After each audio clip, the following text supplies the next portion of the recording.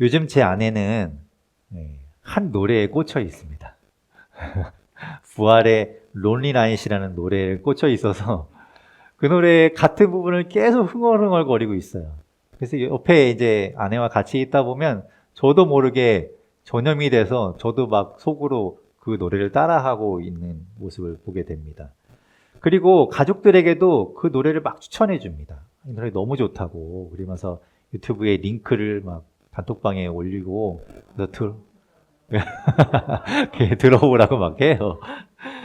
그 노래가 너무 좋기 때문이죠.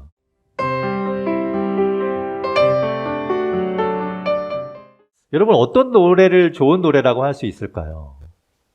그 음이 좋은 노래, 그죠? 멜로디가 좋은 노래. 그리고 악기들이 서로 조화를 잘 이루고 있는 노래들을 좋은 노래겠죠. 또 가사가 아름답고 그 가사에 공감이 되고 그 가사를 통해서 우리가 뭔가 힘을 얻고 또 희망을 발견하게 되면 그 노래를 좋은 노래라고 할 수 있을 겁니다.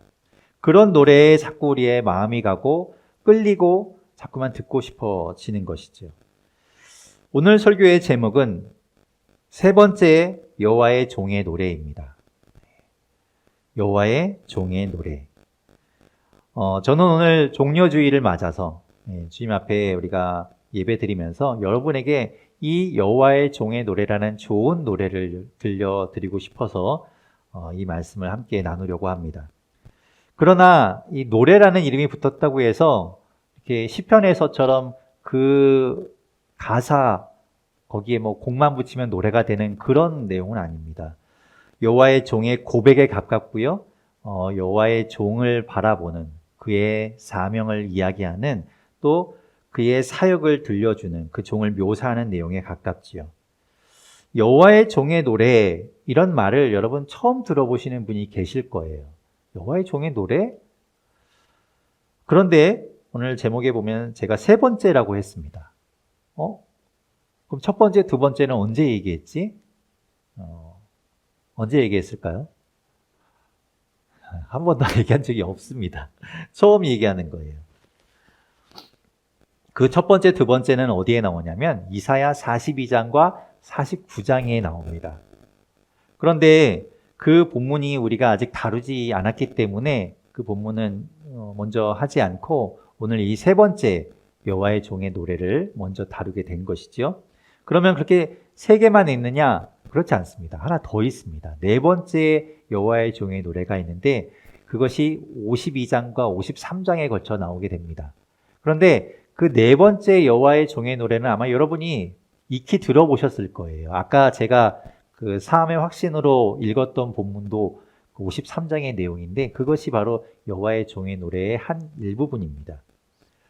지난주에도 잠깐 이사야에 관한 이야기를 여러분께 들려드렸는데요. 이사야는 언제 활동했는가 하면 다시 한번 요약하면 북이스라엘이 멸망할 때쯤에 활동했던 선지자입니다. 남유다에서 활동했던 선지자죠.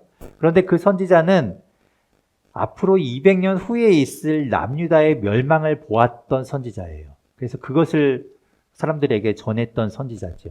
그런데 이 이스라엘의 멸망만을 본 것이 아니라 바벨론 포로기를 거쳐서 그들이 다시 돌아오게 되고 회복될 것까지도 보게 되지요. 그래서 그 이야기를 전했던 것이 지난 시간의 이야기였습니다. 하나님께서 그들을 바벨론에서부터 이스라엘 땅까지 인도하여서 오게 될 것이다. 그 오는 동안에 광야를 지나게 될 텐데 그곳에 마실 물을 내고 이 길을 잃지 않도록 길을 만드실 것이다 라는 이야기를 했었지요. 이사야서에는 말씀드린 것처럼 총 4번에 걸쳐서 여호와의 종의 노래라는 이름이 붙은 그런 내용의 기록이 있습니다. 그런데 성경에 그렇다고 해서 뭐 제목으로 여호와의 종의 노래라고 딱 적혀 있는 건 아니에요. 우리가 통상적으로 부를 때 그냥 그렇게 부르는 겁니다. 그렇다면 여호와의 종이 누군가 궁금해지지요. 여호와의 종이 누굴까요? 누구길래 그 사람의 노래라고 하고 있는 것일까요? 거기에 대해서는 사실 두 가지 의견이 가장 분분합니다. 첫 번째는 이 말씀을 기록한 이사야일 것이다 라고 보는 것이죠. 이사야가 여호와의 종으로서 어떤 사역을 하게 될 것인가에 대해서 하나님께서 말씀을 주셨고 그것을 이야기하고 있는 것이다 라고 이야기하기도 하고, 또 어떤 사람들은 아니다, 이것은 메시아를 향한 이야기다라고 보기도 합니다. 정확하게 누구라고 밝히고 있지 않기 때문에 그렇게 두 가지 의견으로 이제 해석이 되는 것이죠. 그런데 저는 여기서 말하는 여호와의 종을 이사야로 보기에는 좀 무리가 있다 싶기도 합니다. 그런데도 왜 그 사람들은 이사야라고 생각하냐 하면 아직 메시아를 오지 않은 그 메시아를 기다리면서 예수 그리스도를 메시아로 인정하지 않기 때문에 이사야를 이 주인공으로 보게 되는 것이죠. 그런데 제가 볼 때는 여호와의 종을 메시아로 보기에는 좀 맞지 않는 부분이 바로 이런 부분입니다. 제가 말씀드린 것처럼 네 번째 여호와의 종의 노래에 해당하는, 제가 아까 읽었던 이사야 53장 6절에 보면 이렇게 말씀합니다. 제가 다시 한번 읽어보겠습니다. 우리는 모두 양처럼 길을 잃고 각기 제 갈 길로 흩어졌으나 주님께서 우리 모두의 죄악을 그에게 지우셨다. 이 말씀을 통해서 보면 여호와의 종은 모든 이들의, 우리 모두의 죄악을 짊어지고 갔다는 이야기입니다. 그런데 이사야가 우리 모두의 죄를 감당하기에는 말이 안 되는 것이죠. 제가 여러 번 말씀드린 적이 있는데 인간은 자기 죄를 해결할 수 없습니다. 자기 스스로 자기의 죄를 해결하지 못합니다. 그래서 예수님을 통해서 우리의 모든 죄를 해결하셨지 않습니까? 아무리 훌륭한 선지자라고 해도, 이사야처럼 하나님께 선택받은 선지자라고 해도 자기 자신의 죄를 해결할 수 없습니다. 그런데 어떻게 다른 사람의 죄를 자기가 담당할 수 있겠습니까? 그렇기 때문에 여호와의 종은 이사야라고 보기가 좀 어렵지요. 그렇다면 메시아를 두고 하는 말이라는 것을 우리가 생각해 볼 수 있습니다. 그런데 예수님을 보니까 우리가 이제 신약 성경을 보고 예수님의 이야기를 우리가 다 알고 있기 때문에 보면 바로 이 이사야에서 이야기하는 여호와의 종의 노래가 예수님이 행하신 일, 예수님의 일생, 예수님과 너무나 맞아떨어진다는 것을 우리가 보게 되죠. 그래서 우리는 생각합니다. 아, 이것이 바로 예수님에 대한 이야기구나 라는 것을 우리가 깨닫게 되는 것이죠. 그런데 이 여호와의 종의 노래는 기쁨의 노래가 아닙니다. 환희와 그리고 영광의 노래가 아니죠. 우리가 읽어본 것처럼 이 말씀은 고난의 여호와의 종의 노래이고, 고통받고 힘들어하고 그리고 십자가를 지는 고통 속으로 걸어 들어가는 여호와의 종의 노래입니다. 오늘은 종려주일인데요. 종려주일은 예수님이 십자가에 달리시기 위해 예루살렘 성으로 걸어 들어가신 그 날을 기념하는 날입니다. 사람들은 예수님을 맞이하면서 종려나무 가지를 꺾어서 그것을 흔들면서 자기의 겉옷을 벗어서 길에 깔아서 예수님을 맞이하고 예수님을 환영했습니다. 그런데 정작 예수님이 걸어가신 길은 고난의 길이었습니다. 죽음의 길이었죠. 슬픔과 그리고 고통 속으로 걸어 들어가는 길이었습니다. 그래서 우리는 이 오늘부터 시작하는 한 주간을 고난주간, 순환주간이라고 부르는 겁니다. 우리가 이 종려주일을 맞아서 오늘 이 여호와의 종의 노래를 묵상하면서 이 말씀을 통해서 예수님이 당하신 고난이 무슨 의미인가를 깨닫고 그 고난에 우리가 함께 들어갈 수 있기를 바랍니다. 제가 처음에 말씀드린 것처럼 좋은 노래란 멜로디도 좋아야 되고 또 뭐 악기도 좋아야 되고 가사도 좋아야 된다, 뭐 이런 이야기를 했는데, 공감되어야 된다라고 이야기했는데, 오늘 이 말씀을 통해서 여호와의 종의 노래를 통해서 우리가 메시아가 되어서 함께 공감할 수는 없겠지만 이 말씀을 통해서 우리가 힘을 얻고 소망을 얻게 되기를 바랍니다. 그렇다면 우리에게 왜 이 말씀을 전해주신가를 우리가 알게 되는 것이죠. 하나님께서 이 말씀을 통해서 우리에게 들려주시는 이유는 바로 우리가 그 소망을 붙들고 살아가기를 바라신다는 겁니다. 자, 오늘 말씀을 같이 보겠습니다. 오늘 말씀 가운데 주님께서 어떤 이야기를 들려주시는가? 오늘 본문 먼저 4절과 5절을 같이 읽어보겠습니다. 4절, 5절 함께 읽어보겠습니다. 시작. 주 하나님께서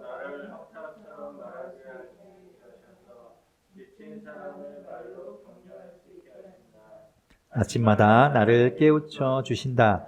내 귀를 깨우치시어 학자처럼 알아듣게 하신다.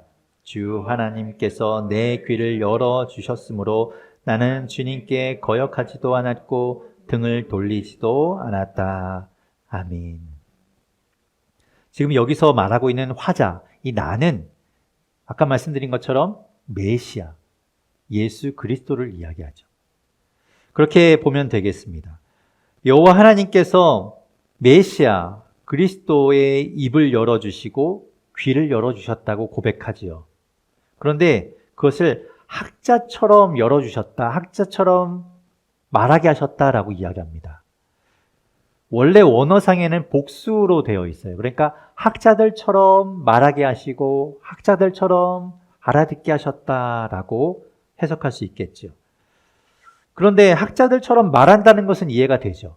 학자들은 배운 사람이고 가르치는 사람이니까 말 참 잘하겠지요. 그 사람들한테 말하는 것이 어렵지 않겠지만 학자들처럼 듣는다는 것은 무슨 뜻일까요? 학자들처럼 듣는다. 좀가 어색한 생각이 들지 않습니까? 그래서 여러분 지금 이제 성경책을 가지고 계신 분들 혹시 있으시면 성경책에 보시면 이 학자처럼이라고 되어 있는 것에 랑회주로 성경책 밑부분에 보면 뭐라고 되어 있는가 하면 제자들이라고 되어 있습니다. 이 히브리어가 좀 독특해요. 이 히브리어로 형용사 림무드라는 단어인데요. 이 단어는 원형이 동사인 라마드라는 단어입니다.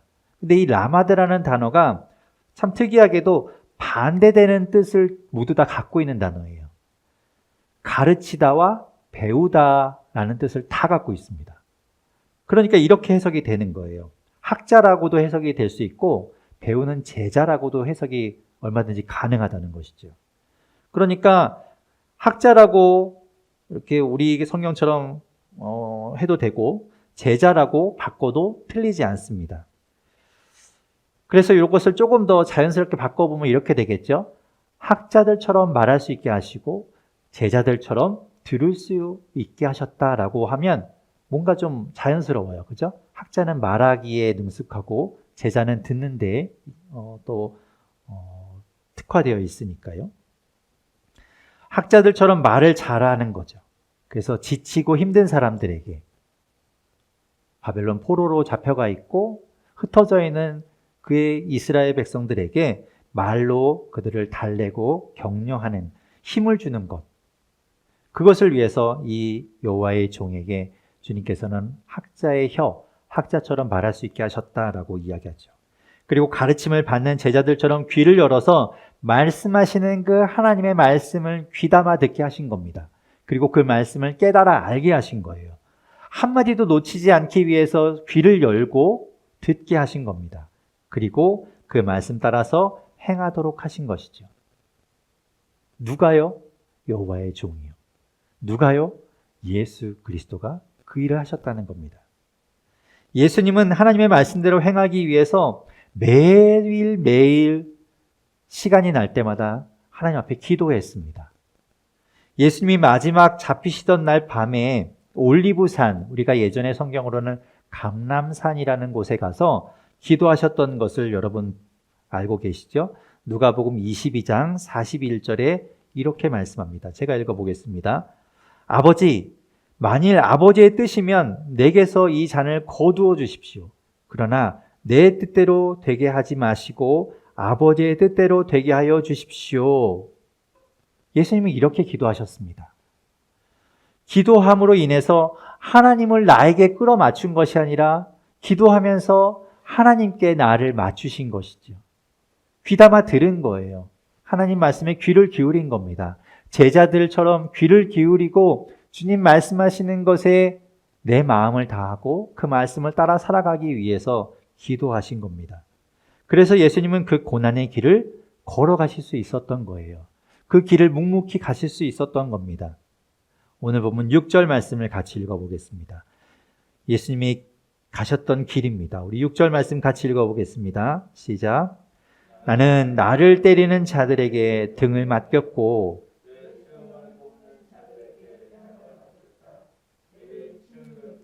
나를 모욕하여도 내가 그것을 피하려고 얼굴을 가리지도 않았다. 아멘. 매를 맞아요.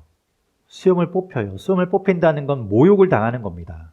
치욕스러운 일을 당하는 거예요. 그런데도 피하지 않고 그 길을 걸어갔다는 거죠.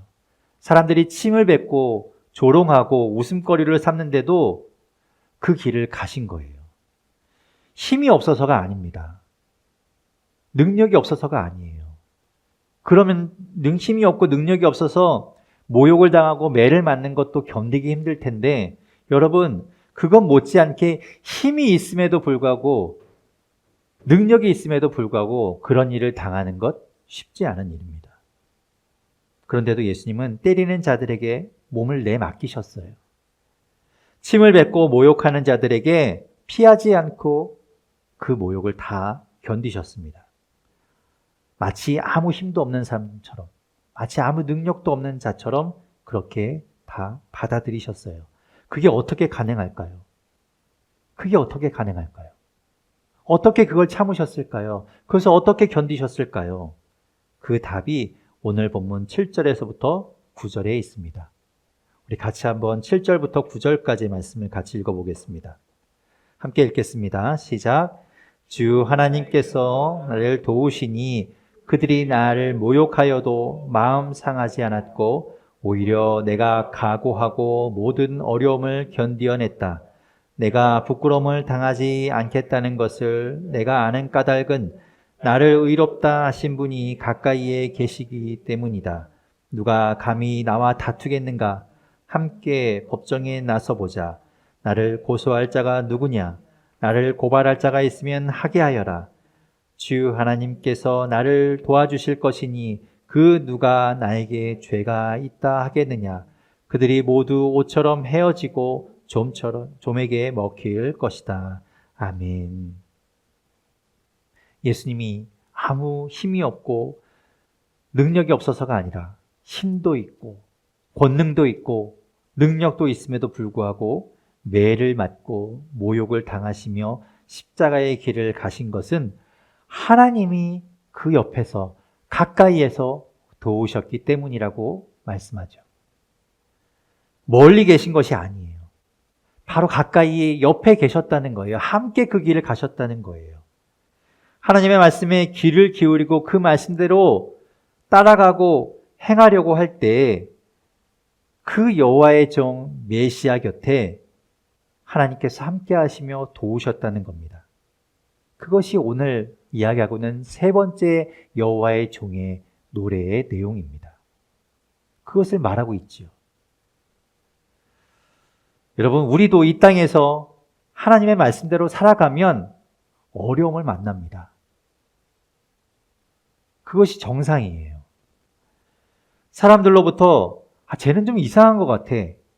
쟤는 말하는 것도 이상하고 생각하는 것도 좀 이상해.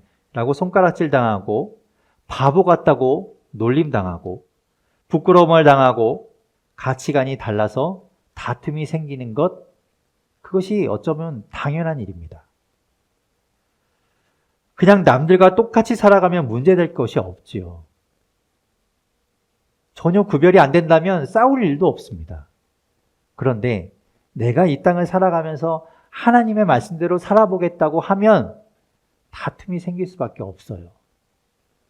달라지는 것이 느껴질 수밖에 없습니다. 사람들과 함께 이 세상을 살아가지만 내가 예수 믿는 사람으로서 하나님 나라의 백성으로서 이 땅을 살아가니까 다른 것이 드러날 수밖에 없어요. 저는 여러분이 이 땅을 살아갈 때 올바른 것 때문에, 여러분이 이 땅을 살아갈 때 선한 것 때문에 다른 사람들과 다름이 느껴질 수 있기를 바랍니다. 여러분은 저 사람은 뭔가 달라. 저 사람은 뭔가 올바르게 살아. 저 사람은 생각하는 것도 말도 달라. 선하게 살아가는 것 같아. 저 사람은 바르게 살아가는 것 같아. 그런 평가를 받게 되시기 바랍니다. 그런데 그 길 걸어가다 보면 뭔가 다른 것 때문에 사람들과 부딪힌다고 했지 않습니까? 그래서 여러분 두려워하지 마십시오. 그것 때문에 지레 겁먹고 나는 다르게 삶을 살아가는 것을 포기해야 되겠다. 애초에 시도도 하지 말아야 되겠다 생각하지 마시기 바랍니다. 여호와 하나님이 그의 종에게 모든 것을 맡겨놓으시고 나 몰라라 한 것이 아니라, 모른 척한 것이 아니라 바로 옆에서 도우셨던 것처럼 우리에게도 성령 하나님께서 여러분 곁에서, 여러분 옆에서 함께하고 계십니다. 바로 여러분을 돕고 계십니다. 그러니 여러분 자신 있게 하나님의 길을 걸어가십시오. 하나님 말씀대로 한번 살아보십시오. 시도해 보십시오. 당당하게 하나님의 사람답게 살아가 보십시오. 주님께서 여러분을 돕고 계십니다.